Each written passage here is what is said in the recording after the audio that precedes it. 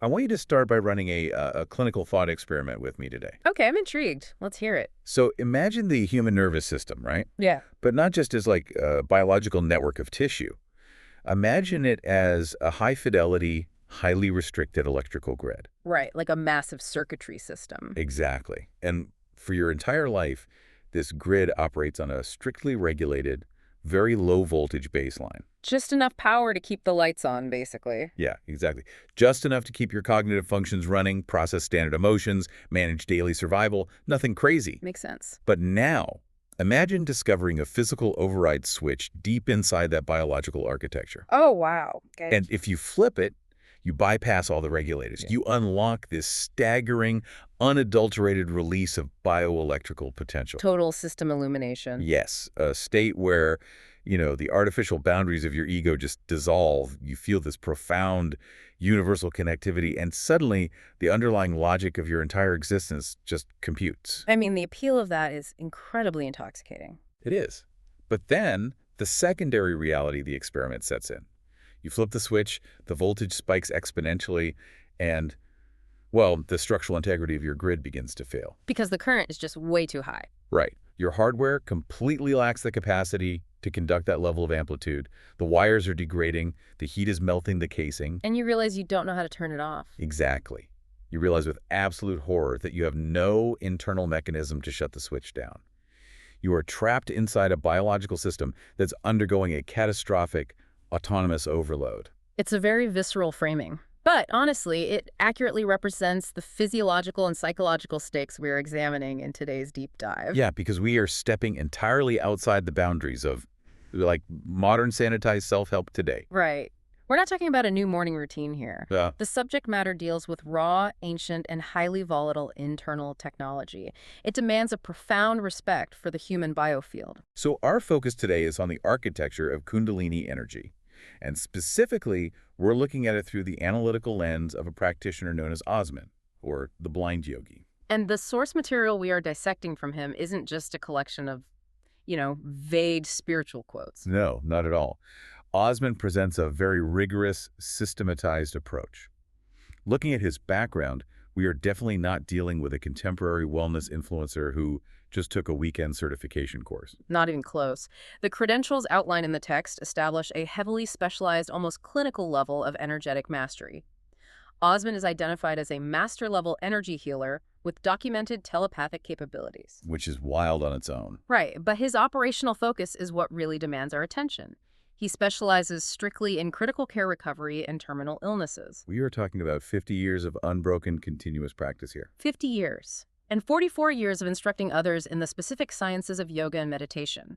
That half-century of empirical observation fundamentally shapes his whole methodology. I mean, a 50-year data set creates a completely different perspective on human physiology than what we see trending online right now. Absolutely.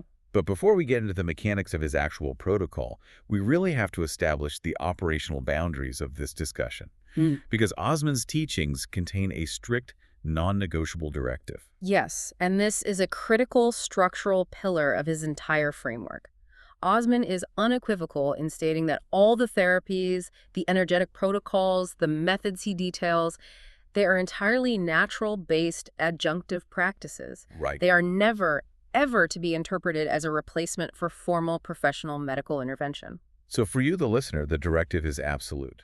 If you are managing any pathological condition, an acute illness, a medical crisis, you are required to consult with a registered medical professional in your jurisdiction. Exactly.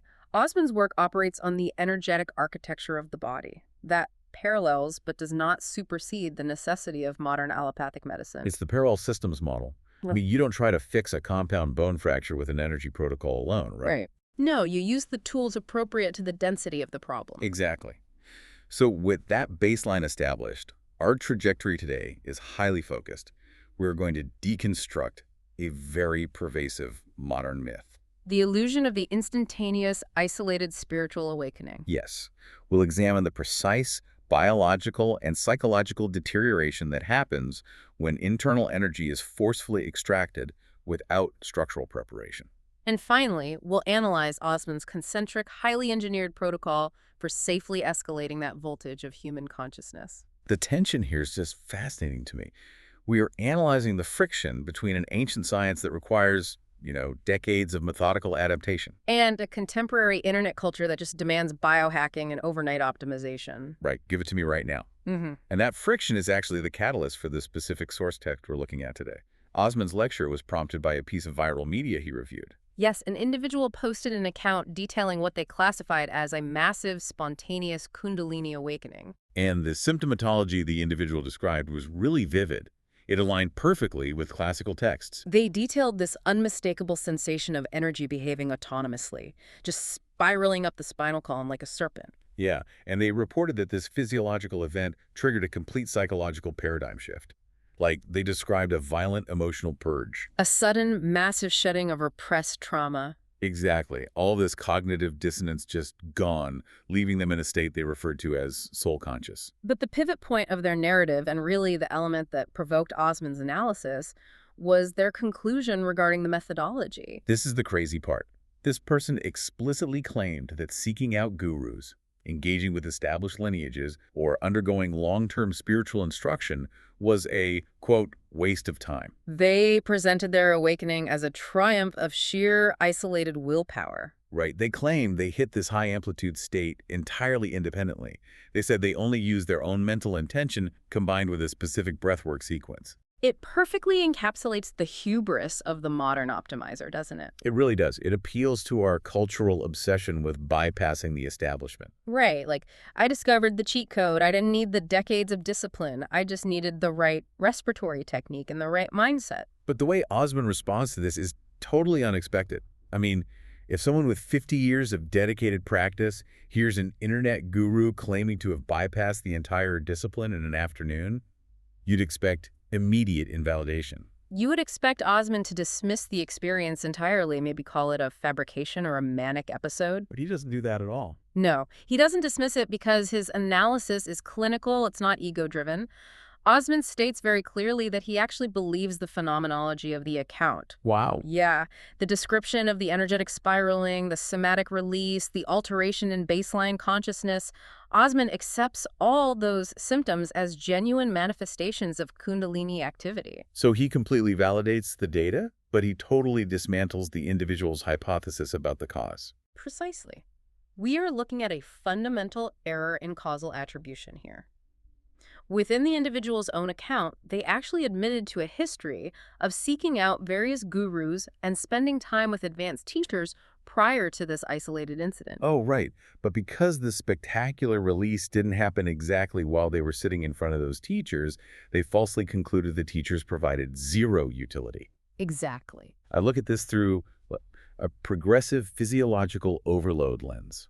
Imagine an athlete claiming they achieved a world-class deadlift solely because of the specific brand of chalk they used on the day of the competition. Completely ignoring the years of training. Exactly. They just totally disregard 5 consecutive years of micro-tearing and rebuilding muscle fiber, the strict nutritional protocols, the expert coaching that built their skeletal capacity. They say, well, the coaches were useless because I didn't break the record during their sessions. Right. I broke it when I used this chalk. Yeah. And the breathwork in this scenario is just the chalk. That is a highly accurate mechanical parallel.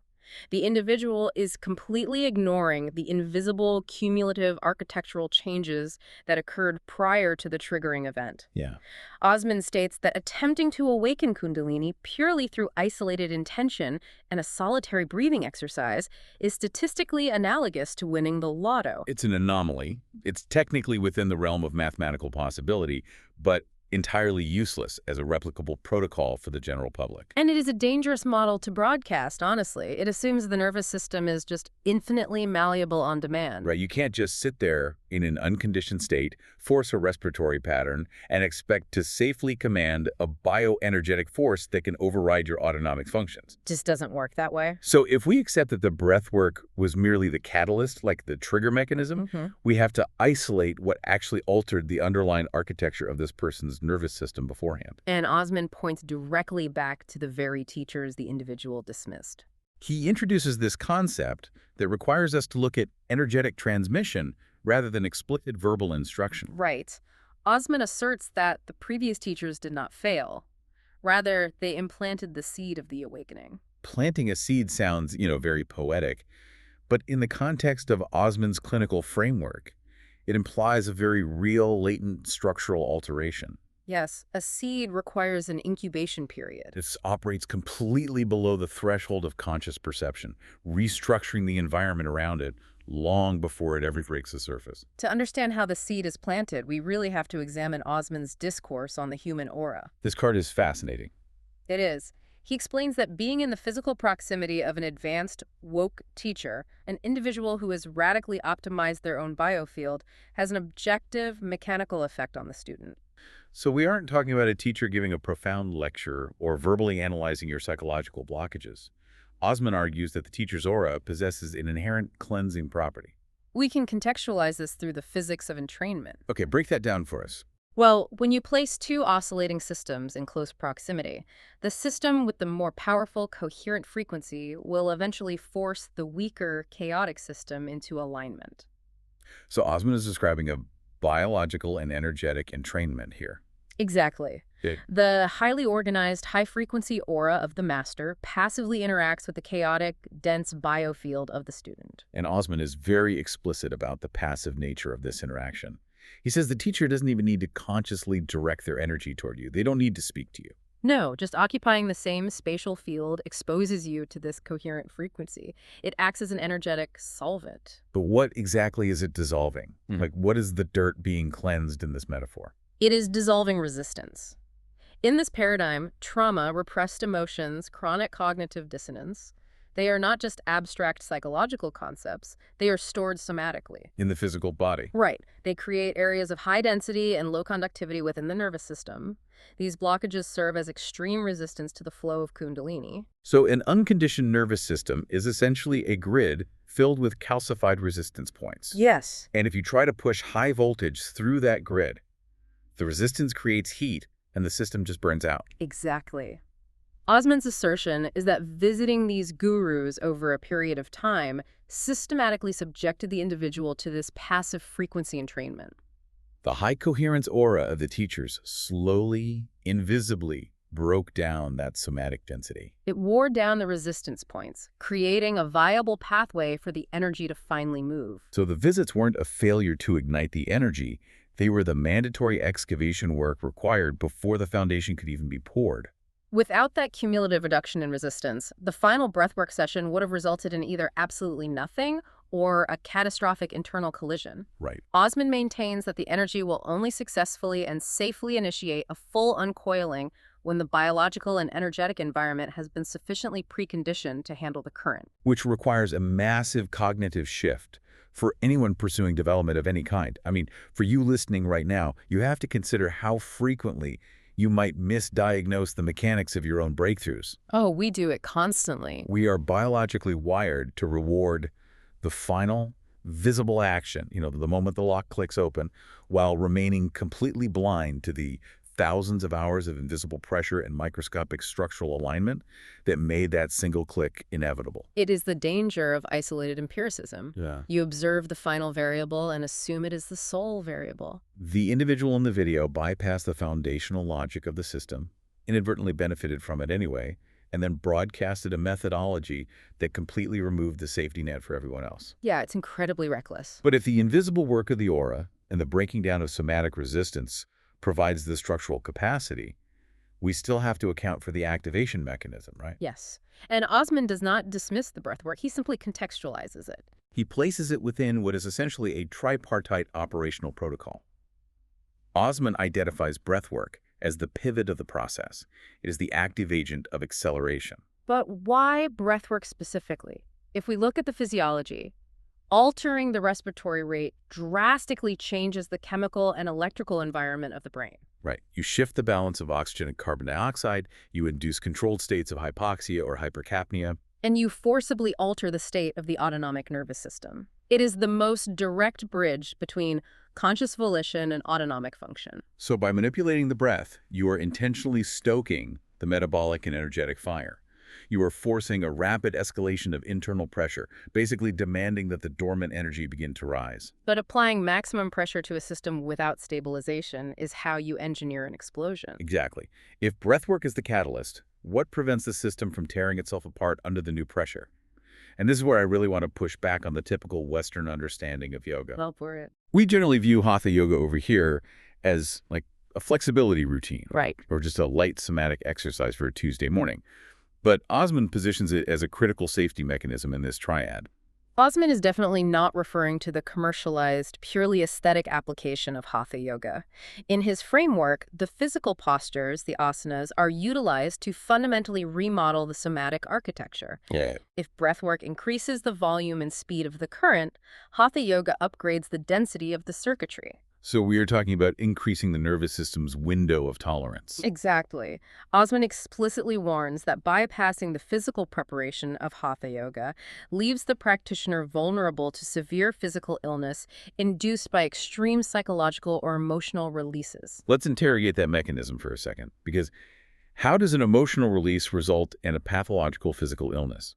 In a strictly materialistic view, those are two totally separate domains. They are entirely inseparable in this science, and honestly, modern psychoneuroimmunology is just beginning to map this intersection. When high-amplitude Kundalini energy forces its way through an unprepared system, it forcefully ejects deeply embedded somatic trauma. This isn't just crying or feeling sad. No, it is a violent discharge of suppressed sympathetic arousal. Exactly.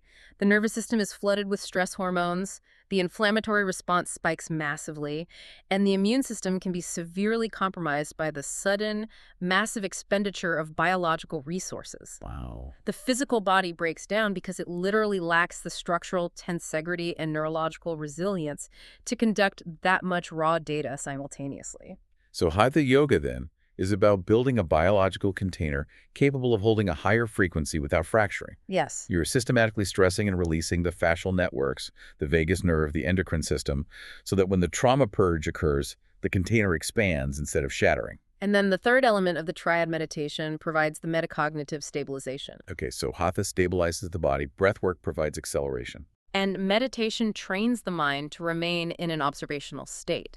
It prevents the ego from identifying with that massive influx of energy and emotion. So a balanced awakening requires the integration of all three: the capacity to generate the force, the physiological resilience to conduct it, and the cognitive detachment to navigate it. Precisely. Which brings us to the inevitable failure state. What happens when the triad is ignored? Right.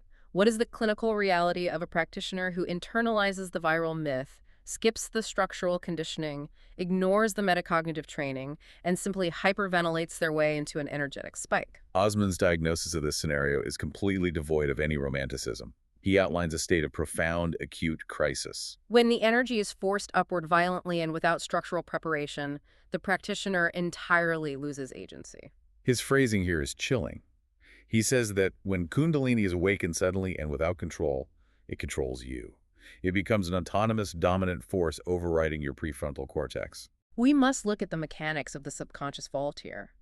Throughout a normal human lifespan, the subconscious acts as a vital protective mechanism. It sequesters traumatic data, unresolved conflicts, overwhelming emotional stimuli that the conscious mind just can't process in real time. Right, it operates as a pressure valve, leaking manageable amounts of this data over decades. But a sudden uncalibrated Kundalini spike doesn't open the valve, it vaporizes the entire vault. You are forcing 30, 40, or 50 years of heavily repressed, high-density psychological trauma into the conscious processing centers simultaneously. The neurological hardware is instantaneously overwhelmed. The conscious mind cannot synthesize that volume of chaotic data. And Osman describes the immediate physiological symptom of this overload.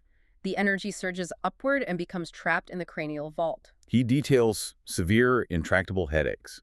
But this isn't, a standard migraine caused by vascular constriction. No. This is a sensation of immense localized energetic pressure that cannot be grounded or dispersed.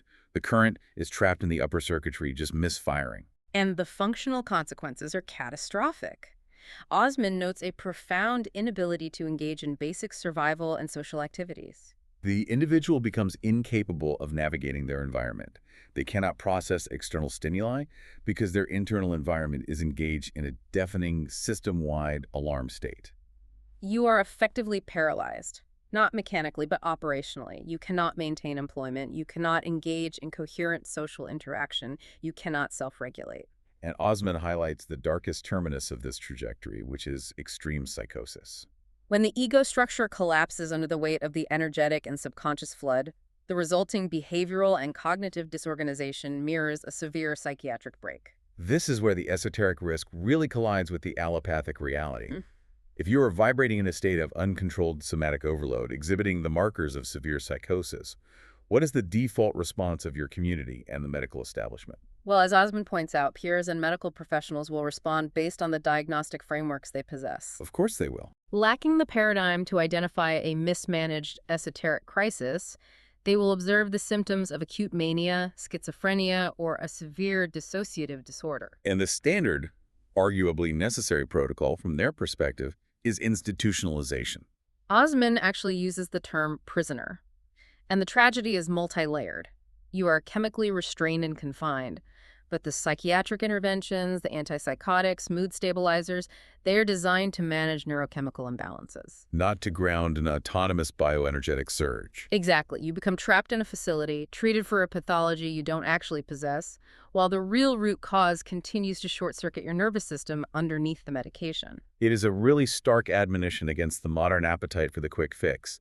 You cannot treat the human energetic architecture like a piece of consumer software that could just be jailbroken without consequence. No, the threat matrix is incredibly clear. Premature ignition leads to systemic failure. So the obvious question then is how an architect like Osman, who deals with these extreme bioelectrical states daily, actually engineers a safe protocol.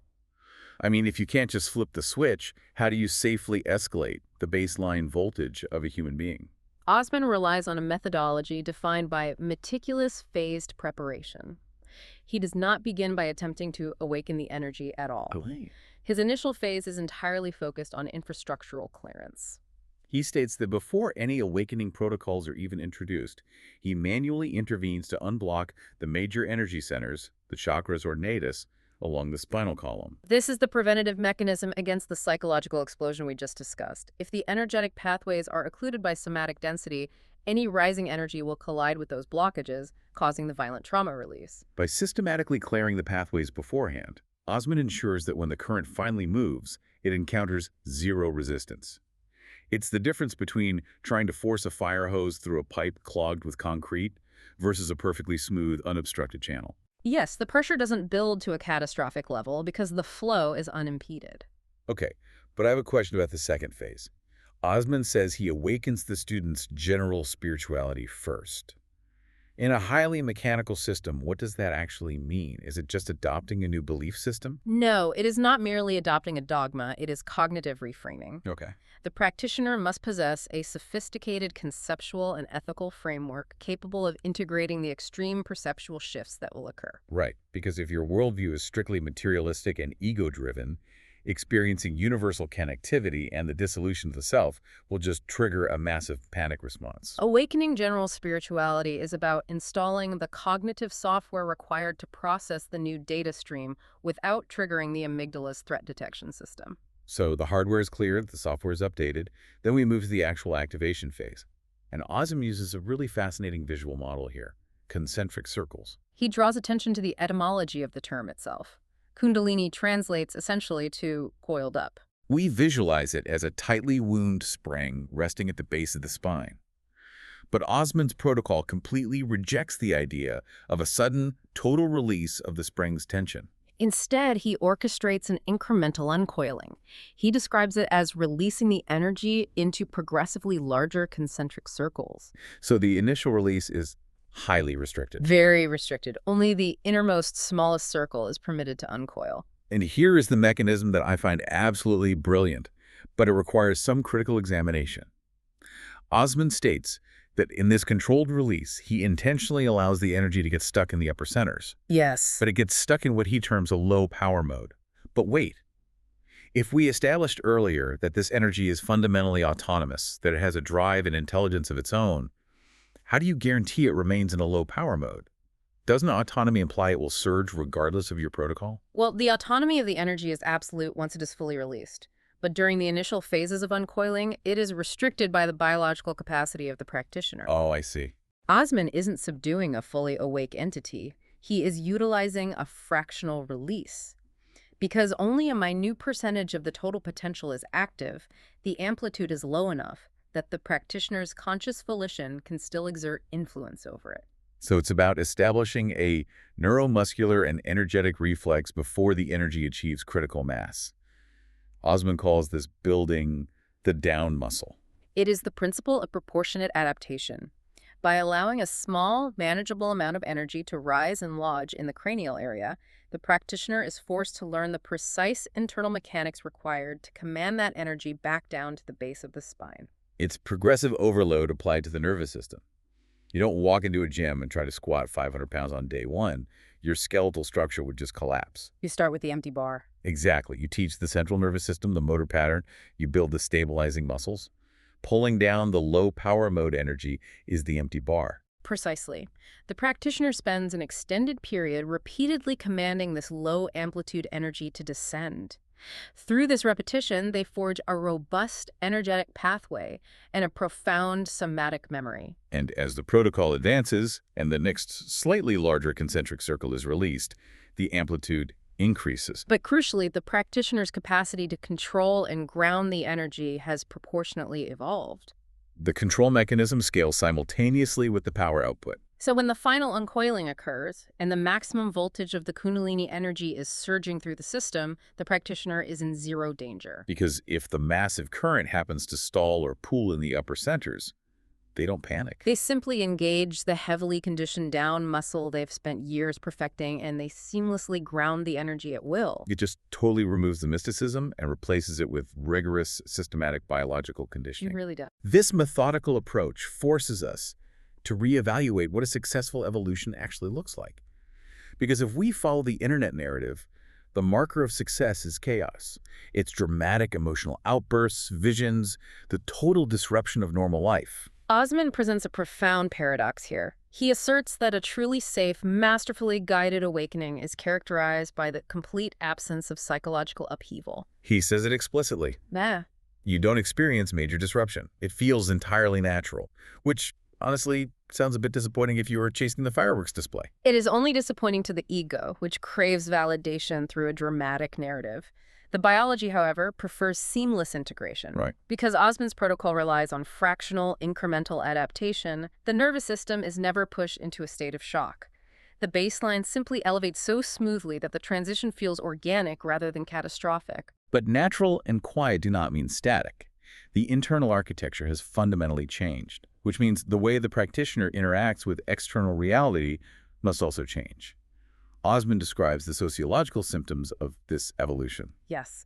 As the internal frequency stabilizes at a higher amplitude, the practitioner begins to experience a phenomenon of resonance mismatch with their environment. This is where it gets very practical. You start to notice that certain relationships, long-standing friendships or social circles, simply lose their gravitational pull. There isn't a dramatic confrontation. There is no major falling out. You just recognize that the interaction no longer facilitates growth or exchange, and the relationship organically atrophies. It is a passive realignment. When your baseline frequency shifts, you naturally cease to attract or resonate with individuals operating on a discordant frequency. You shed the connections that drain the system and naturally gravitate toward environments and individuals capable of sustaining the new energetic baseline. And Osman provides a highly specific, very relatable example of this shedding process. I call it the podcast effect, though it obviously applies to all media and information consumption. He notes that as the awareness expands, the external stimuli you previously utilized for entertainment or intellectual stimulation suddenly become entirely inert. You look at the influencers you followed religiously, the shows you binge-watched, the specific topics you used to debate endlessly, and you just feel nothing. Osman says you might even feel strange about it initially, questioning why something that used to be so vital to your identity is now incredibly boring. But you haven't become cynical. You have simply outgrown the density of that specific information. Your cognitive and energetic capacity now requires a higher grade of fuel. It is a process of neuroplastic pruning. The brain and the biofield are optimizing for efficiency, discarding the neural pathways and behavioral loops dedicated to low-resonance stimuli. I really encourage you, the listener, to audit your own historical timeline on this. Examine the intense interest, the rigid ideologies, or the specific media diets you held 10 years ago that you now find incomprehensible or tedious. We often frame these shifts as merely getting older. But viewed through Osmond's framework, they are the subtle external markers of an ongoing incremental evolution of consciousness. We are constantly shedding the shells that no longer fit the expanding geometry of our awareness. Beautifully put. This principle of integration, of organically shifting your life rather than violently blowing it up, brings us to the core philosophy of how Osmond actually lives. To trust a protocol this exacting, you have to look at the end product. What does 50 years of high-voltage mastery actually produce? Well, we established his baseline earlier. Half a century of unbroken practice, achieving the first state of samadhi, profound, ultimate meditative absorption at age 19. He is documented experiencing the absolute highest tier of this state 5 separate times. He has mapped the absolute ceiling of the human energetic potential. And traditionally, in classical esoteric narratives, when someone hits that ceiling, the story ends in isolation. The practitioner abandons the material world, retreats to a cave in the Himalayas, and spends the rest of their existence in a state of suspended bliss, completely detached from human suffering and society. But Osmond actively rejects the trope of the ascetic retreat. He acknowledges that he possessed the capacity and the opportunity to isolate himself, to remain permanently in that illumined state, effectively abandoning his societal identity. But he chose to restrict his own energy.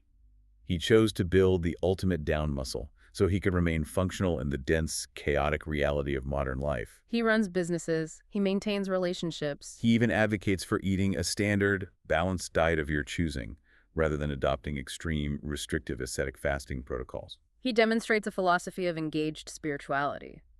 The ultimate test of mastery is not the ability to maintain coherence in the silent isolation of a cave. It is the ability to maintain that extreme coherence while navigating the friction of commerce, family, and modern society. He operates as a living proof of concept that regular individuals can achieve profound energetic evolution without sacrificing their material existence or their societal responsibilities. And this integrated approach forms the basis of his severe critique regarding the current spiritual marketplace.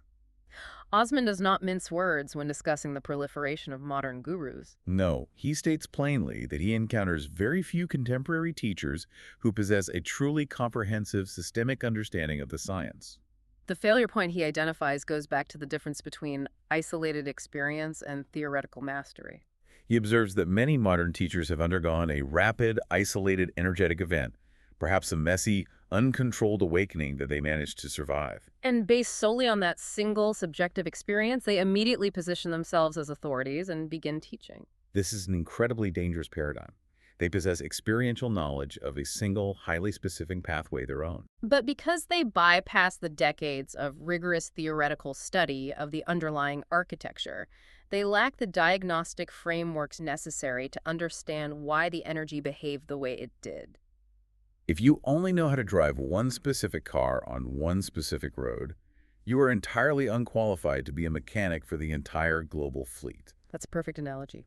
These fast-track teachers attempt to apply their highly idiosyncratic subjective experience as a universal protocol for students with vastly different biological, psychological, and somatic baseline conditions. They know how to initiate the acceleration, but they do not possess the schematics for the brakes. When a student under their guidance inevitably experiences a somatic short circuit or a psychological overload, the teacher lacks the clinical knowledge to intervene, diagnose the blockage, or engineer a safe grounding protocol. Which circles us right back to the vital necessity of the structural, historically verified protocol we've been deconstructing today. Exactly. Let's synthesize the trajectory of our analysis today. We began by dismantling the pervasive, highly marketed illusion of the overnight spiritual bypass. The idea that you can utilize isolated respiratory techniques to hack your way to enlightenment while disregarding the cumulative foundational preparation of the nervous system. We examined the physics of the teacher's aura, analyzing how passive energetic resonance and frequency entrainment perform the invisible, essential labor of dissolving deep somatic resistance and trauma blockages. We looked at the grim physiological realities of an uncalibrated awakening, the catastrophic systemic failure that occurs when decades of suppressed subconscious data are explosively forced into the conscious mind, resulting in cranial pressure, functional paralysis, and the devastating misdiagnosis of extreme psychosis leading to institutionalization. And we contrasted that chaos with the highly engineered precision of Osmond's clinical protocol. The mandatory pre-clearing of the energetic pathways, the cognitive reframing of the practitioner, and the meticulous incremental uncoiling of the concentric circles to forge the physiological resilience, the down muscle necessary to command the ultimate amplitude of human biology. As we conclude this analysis, we must reiterate the foundational boundary of this entire discussion. The exploration of these advanced energetic mechanics is provided strictly for your educational and intellectual expansion. Yes, it is imperative to remember the absolute baseline of Osmond's methodology. The protocols and natural sciences discussed operate parallel to and never as a substitute for professional medical care. If you are experiencing physiological or psychological distress, your immediate and primary recourse must be a consultation with a qualified, registered medical professional. So I want to leave you with a final analytical prompt to consider. We operate within a cultural architecture that incentivizes velocity over integrity. We demand optimized algorithms, instant data retrieval, and 30-day psychological transformations. We have been conditioned to view the required time for true mastery as an inefficiency to be eradicated. But if we accept that the ultimate evolution of the human bioelectrical system is not a software update, but a dense physical spring that requires decades of microscopic, agonizingly slow adaptation to safely uncoil, are you willing to abandon the seductive illusion of the instant lottery win? And instead commit to the quiet, unglamorous, lifelong structural engineering required to actually hold the current? It is a question of capacity, and it's something to deeply consider the next time you are offered a shortcut to the summit.